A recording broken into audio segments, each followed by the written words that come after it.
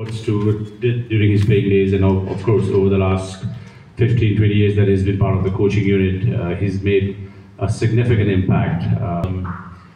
Particularly Nepal fans show towards the players. I know it's not going to be an easy job, but it's going to be rewarding because there is some high talent here, and if we can mould the team the way that we can set up structures both in the team and below the team to create a conveyor belt of talent to come through to represent Nepal at the highest order. So we've spoken at length with Chetri, our chairman of selectors, about what type of players we need to focus on, and we both said we're going to give our 100% best to create a team, but also a squad of depth to promote Nepal cricket for years to come.